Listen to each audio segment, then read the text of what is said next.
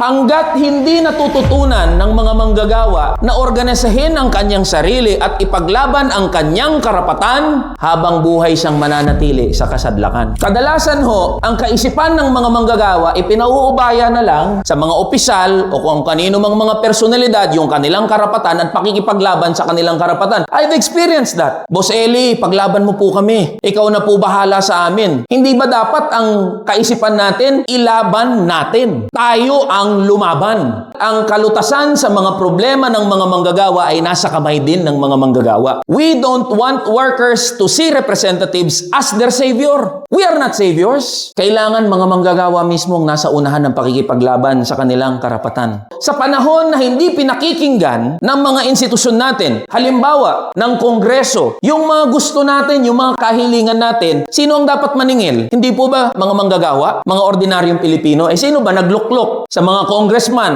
sa mga senador, sa iba't ibang posisyon ng kapangyarihan? Kung naiintindihan natin yung konseptong yan at pinagkaisa natin yung ating hanay bilang mga manggagawa at bilang mga unionista, meron palang kapangyarihan ang mga manggagawa. Kung hindi nakikinig yung mga nandun sa loob ng Kongreso, saan natin dadalhin yung laban? Pwede nating gamitin na bargaining tool yung ating bilang na mga manggagawa. Pag natutunan ng 51 milyon na mga manggagawang yan sa formal na ekonomiya pa lang na pagkaisahin ang kanyang sarili, batay sa interes ng kanyang uri bilang mga manggagawa, hindi lang po congressman ang kayang iupo sa House. Hindi lang po senador. Hindi lang po presidente sa Malacanang. Kayang baguhin ng mga manggagawa ang takbo ng ating bansa. Daluyan ng edukasyon ang mga unyon so that workers are well-equipped about their rights. And when you are well-equipped about your rights, you can fight for it. Kahit saan kayo pumunta, kahit merong attorney, kahit may legal counsel, o kahit wala. Naiintindihan ko ho